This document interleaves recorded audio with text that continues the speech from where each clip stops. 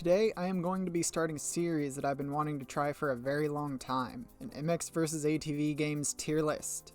I'm going in order of release date, though I will be making very minor deviations with the expectation that I won't get distracted or burnt out and never finish what I am starting. MvA is now a very long-running racing game series starting all the way back in 2005 and getting its most recent title as of recording this video in 2022 with the release of MX vs ATV Legends. Over the years and through its many different iterations, the MX vs ATV games have become a staple in most motocross gaming fans' libraries. Because of the way these games were made and published, there are some games that are console exclusive and some that have releases on both PC and console.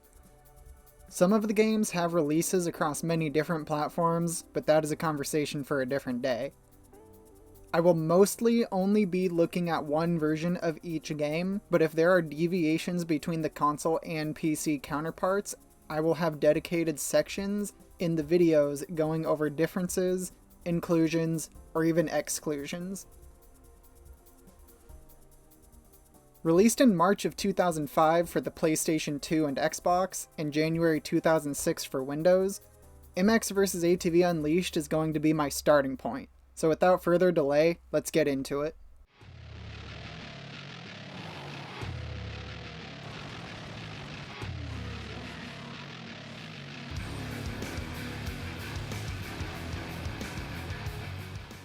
To kick it off, we'll be starting with events and tracks.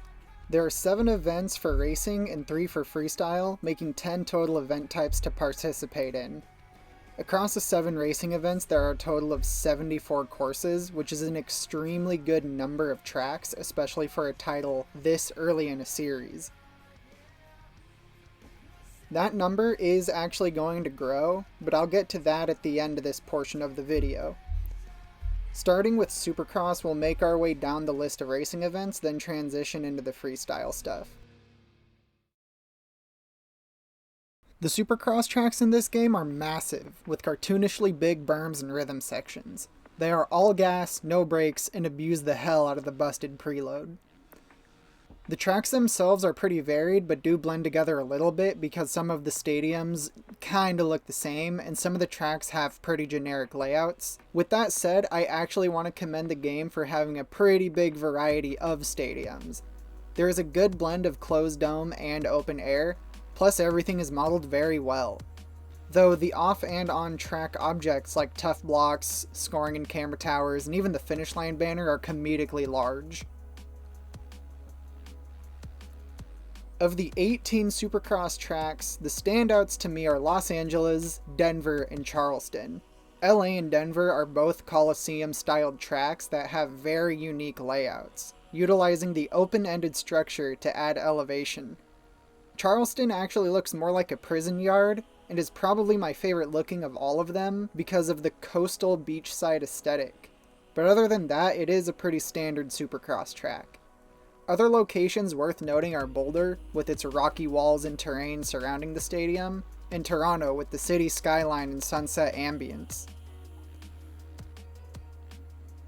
Overall, feelings are positive, but to me the overscaled rhythm sections and the ability to land almost anything make me shy away from playing the Supercross tracks regularly. I'm not necessarily playing Unleashed for a challenging gameplay experience, but the tracks are just so easy it feels like they play themselves sometimes. I personally don't think the SX tracks get stale. They actually do a good job of diversifying their layouts, despite there only being so many ways to make a rhythm section.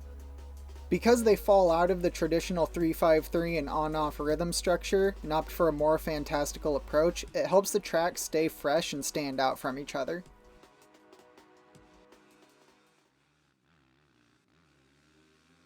The Nationals are easily my favorite part of this game, and that's going to make this the longest section. In terms of structure, they are pretty much massive Supercross tracks, with big rhythm sections, huge banked corners, and even some randomly placed whoop sections here and there. Just like the SX tracks, there is no need for brakes, and that preload is going to carry you over every section. The tracks stand out so much from each other in terms of both layout and aesthetic.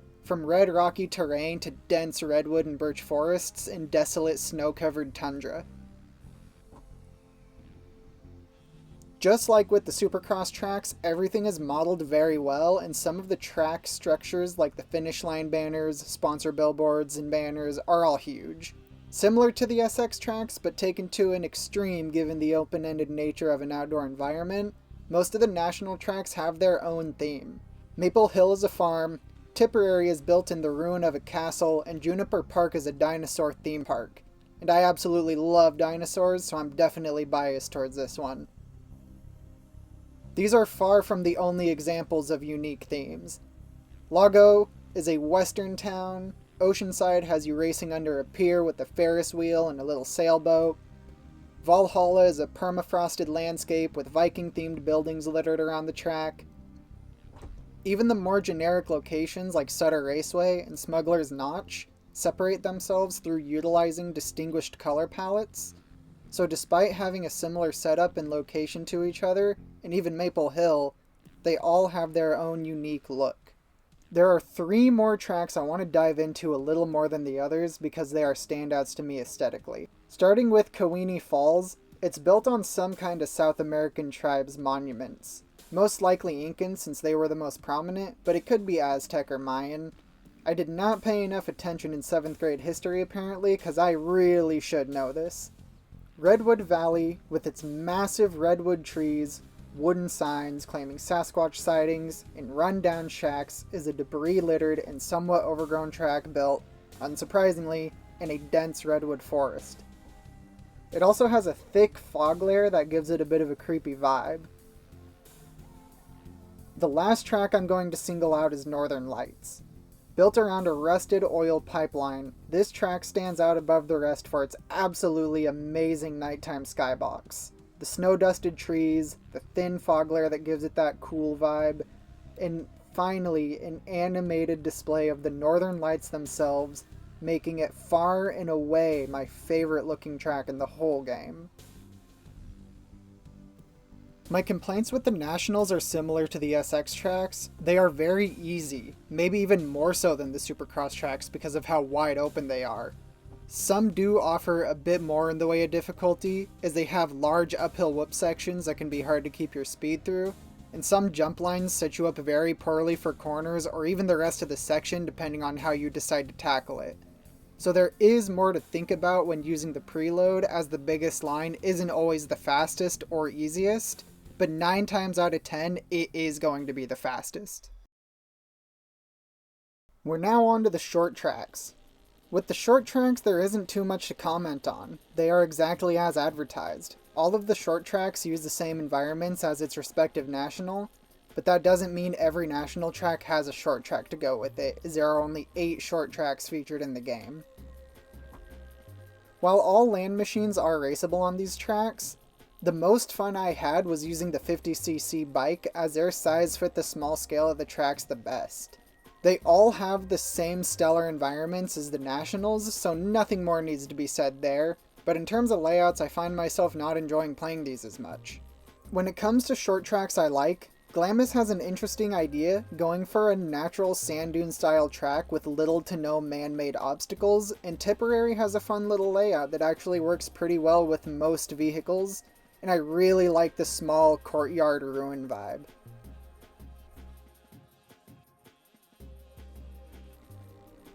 My personal favorite is Temple of Apophis. This is my favorite layout of all the short tracks, and just like the national track, it has a really cool, mysterious, ancient Egyptian vibe to it. I won't dwell on the shortcomings of the short tracks too much. For the most part, they all just feel underwhelming, but despite my gripes, I am glad to have them featured in the game. Waypoint I find boring to the point of not really wanting to cover it. I am, however, going to go over something very cool that is unique to Unleashed, and that is the fact that there are 2 Waypoint courses dedicated to aerial racing in the form of the plane exclusive track, Queechy Gulch, and the more helicopter friendly Land and Air. I don't have much footage of the plane and helicopter because I am bad at flying them and I'm not super interested in getting better, but their inclusion was definitely worth a light mention. Overall, Waypoint isn't a notable game mode, but it isn't negatively impacting the experience. Hill climb racing gave me far more to talk about than I initially thought. Writing it off as straight-line uphill drag racing, while not far off base, is mostly wrong. Some of these hill climbs are actually very difficult to make it to the top, and offer a completely new challenge that no other event in the game does. Not only that, but there is more than one hill per location, offering somewhere between 5 to 20 hills with their own shapes, crevices, and inconsistent inclines, all coming together to keep you from making it to the top. With that said, there are two locations that do something that the rest of the hill climbs don't. Oceanside doesn't have much of a hillside to conquer, instead going for point-to-point style layouts that take you up and down the sandy beach hillside. Sierra Ridge is a similar situation, but has the most variation. Some winding, flowing layouts, some steep, jagged ones, and a few that cross over the other chalked-out hill climb courses. Hill climb racing was the standout event for me, though I have to admit I don't find myself really wanting to go back and replay the event other than the Oceanside and Sierra Ridge variants. Open class racing is primarily for the larger vehicles, but that didn't stop me from having some fun on the bike and ATV on these tracks. Almost all of the open class tracks have their own locations, with the exception being Killington Reverse, which is just Killington reversed. Crazy, I know. These tracks are big and wide in order to fit the larger buggies, trophy and monster trucks on them comfortably. There are also themed courses made for specific vehicles. 19th hole for the golf cart, Trophy Stadium for the trophy truck, Monster Stadium for the monster truck, and I would argue Glamis South and Desert Oasis are specific to the sandrail. Unsurprisingly at this point, environmentally, the tracks look stellar and borrow very little from each other, making them stand out amongst themselves, but once again, the flat, wide open nature of the tracks just get kind of old quickly. Supermoto is the final racing category to go over. It's a really cool event type, but leaves a lot to be desired. With only 3 tracks, Mesa, Highlands, and the Glades, we have by far the most lackluster list in the entire game. Where they fall short in numbers, they make up for in layouts that are fun to navigate and locations unique to themselves. Mesa being a hillside road course with some dirt sections mixed in, and despite no rainfall, an overcast, stormy ambience. Highlands is an airport that has you rushing in and out of small hangars and navigating tight chicanes and switchbacks. And the final Supermoto course, the Glades, is a crazy fast, large road course that seems to be set somewhere tropical based on the foliage. Not really a whole lot more to say about this category, unfortunately. In my opinion, it should have been the standout one, since it's a category that takes us on-road racing in an exclusively off-road racing game, but unfortunately that's just not the case. Now that we've wrapped up the racing, the final event type we need to go over is freestyle. The freestyle in this game is very well put together. There are 8 freestyle layouts placed inside of already existing Supercross stadium. There are 3 game modes centered around freestyle, and they are all straightforward. High score is a time-based versus mode where whoever has the highest score at the end wins. High combo is also time-based, but the winner is whoever gets the biggest score in one jump, requiring you to link tricks in the air, and follow the leader while timed is actually won by the first person to perform a set amount of tricks that are chosen for you and display on your screen. The trick animations are great and you can chain tricks pretty effortlessly, though some tricks have pretty rough and buggy transitions. Freestyle is a good one and done game mode for me. It's not the most engaging since I'm more interested in the racing aspect, but it's something I think should always be in these games as it's a huge part of dirt biking culture, especially around the time these games were first released.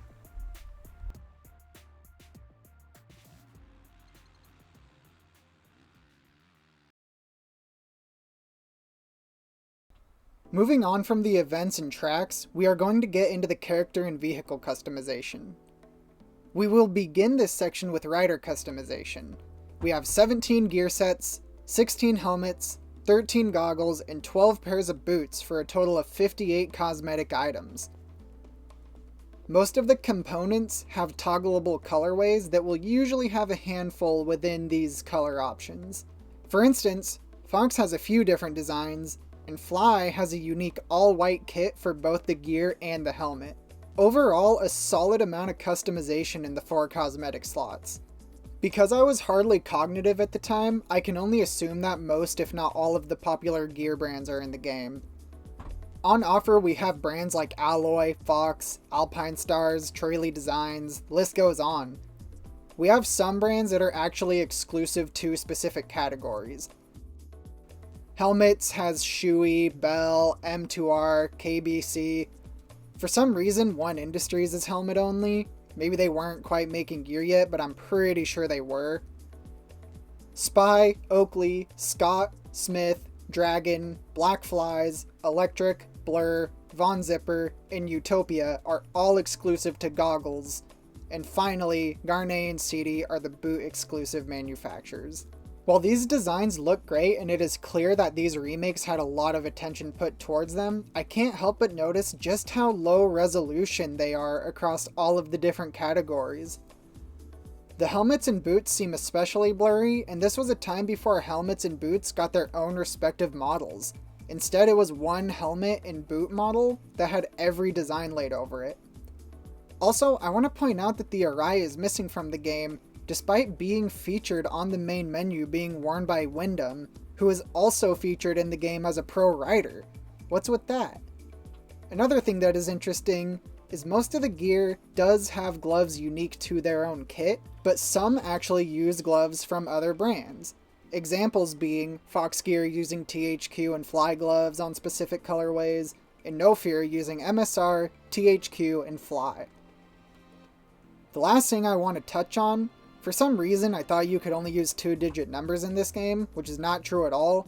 There are literally AI and pro riders using triple digits, and later in the video you'll see me using a triple digit number, so I have no idea what I was thinking. Now on to vehicles, which I'm going to break down a little bit. I'll start with all of the bikes, the ATVs, all of the larger land machines, and cap it off with the planes and helicopters. The bikes have 4 sizes to choose from: 50cc, 125cc, 250cc, and 500cc. Across 3 of the 4 bike sizes, there are 24 to choose from. I'm not counting the 125s because they are exactly the same as the 250s with black number plates. There's a good selection of bikes to choose from. KTM, Yamaha, and Suzuki are all featured in the game, however Honda and Kawasaki aren't. Despite this, teams like Pro Circuit and One Industries both make an appearance and use THQ branded Honda and Kawasaki lookalikes. Just like the gear, some of the bikes have colors that can be toggled through. Most of them give you the option between 2 different handlebar styles and the ability to toggle handguards on and off. A couple bikes also have different 2-stroke and 4-stroke models that have their own graphics and color schemes. Something odd I noticed with the 500s though, is despite being classified as 2-strokes, they all use the 4-stroke sound effect. The Yamaha lookalike literally has a 4-stroke exhaust system. Also, off script, I think that it's weird that they used a KTM and a Yamaha lookalike for the 500s, despite KTM and Yamaha never making 500s, but it doesn't really matter. They look cool. ATVs are a similar situation to the bikes with a generous 22 options to pick from. Once again, most of them are the same couple models with different graphics kits, but I personally think they all look good, and of course they have the same handlebar options as the bikes.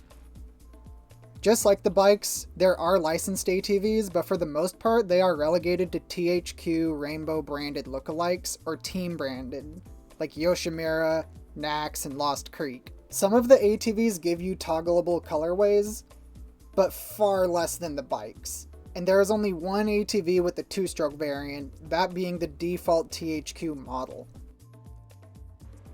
Speeding through, we have the rest of the land machines. The monster truck has 5 variations to choose from. There's a Guitar Center livery too, and I think that's funny. The golf cart, buggy, and sandrail all have 2 options to pick from.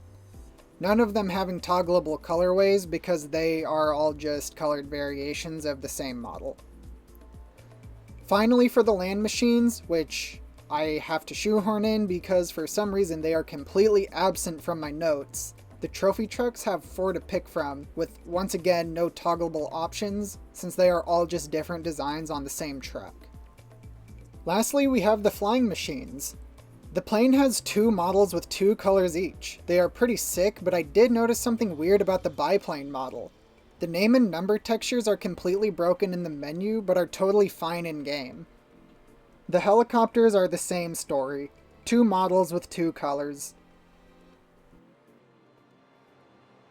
The vehicles are all modeled well, have a solid amount of standout designs, have lots of very intricate details, but they kinda have the same problem as the gear. Despite the designs being killer, a lot of them are pretty low res. Overall, the rider and vehicles both have solid variety. Despite there being no personalization outside of name and number, there are enough models, designs, and colorways on offer that I don't think standing out will ever be a problem. Before moving on to the final bit, I want to dive into the soundtrack a little. Now get used to hearing this because, spoiler alert, you will hear me say this a lot. I love this soundtrack. It features songs from some of my favorite bands and songs from artists I don't particularly like or listen to.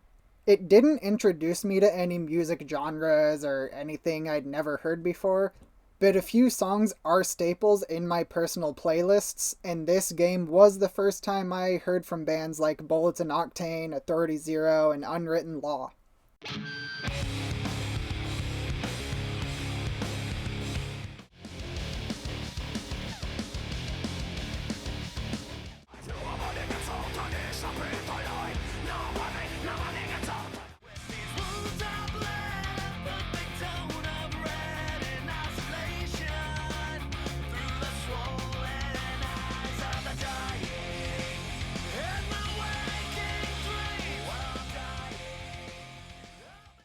Alright, we're in the home stretch now. For the last part of this video, I'm going to talk about the PC release of the game, and some of its extra content and some oddities that come with it. Ported by Beatnox, apparently? The PC version is very strange. In most cases, it's actually the inferior version to play, lacking all of the licensed bikes, being locked at 30 FPS, being stuck in 4:3 aspect ratio. Worst of all, the base game tracks all crash the game on some modern hardware. Most of these can be remedied with mods that are actually built into the game, requiring nothing more than dragging and dropping files into a folder labeled mods. Another problem is that the sounds are bugged, layering multiple of the vehicle engine sounds over themselves and being very annoying to listen to. The things that make this worth playing over the console counterparts are the 8 new locations added to the game. We get 2 new Supercross tracks in the form of Raleigh and Corona. Though they are very generic in comparison to the other base game Supercross tracks, ironically these are my 2 favorite to play on because of their smaller scaling. We got 1 new outdoor track, Spokane. It's cool. Just like the new SX tracks, it is scaled down a little bit. It also has a pretty windy layout with a lot of off-camber sections and quick switchbacks. I like it a lot, but it is far from taking the top spot for me. The 5 last new additions are freestyle locations, and they bring some much needed diversity to the freestyle lineup. All of them borrow assets and themes from the already existing Nationals tracks, which means none of them fall short in aesthetic. Ajo Mining, Ajo Mining, whatever, Woodland, Loretto Plains, Fort Dwyer, and Calgary FMX are the new locations. Woodland FMX uses the exact same theme as Redwood Valley, and Calgary FMX is Valhalla. These are all welcome additions to the game, and if you have the opportunity, I highly recommend giving them all a try. The last thing to note for the PC version is the previously mentioned built-in mod support. Gear and vehicles are kinda sketchy, overriding already existing models and skins rather than making them new additions. The game comes with a track editor with full-on custom track support. The editor is really cool and super flexible, allowing you to use custom objects and textures so long as you know how to import them and use them. I've even seen people implement rainfall into their tracks. I never got that far, unfortunately, but it is pretty cool. I have this track from a few years ago. It's the last one I built for the game, but for some reason, despite having all the modded custom objects, they just won't show up. Final overall placement for this game is B tier. There are very few things that this game does poorly, and is an insanely strong start to what would become a very long-lived, though at times polarizing series. It was hard choosing where this game was going to sit on an empty tier list. This might seem a little off base, especially without the knowledge of the highs and lows the series would see, but at the end of the day, future titles would go on to outclass this one in almost every way. I see the argument that this is where the entire game series peaked, and to me that's a very disagreeable sentiment to hold. Though, if this is your favorite in the entire series, I find it extremely easy to see why, as this game has so much to offer across both the console and PC versions, and there are things that this game has that future titles don't. Plus features and details that get worse as titles go on, or in some cases go away entirely. With all that said and done, and the video now coming to a close, the next game up will already be taking us into a whole new generation of consoles in the form of MX vs ATV Untamed. See you then.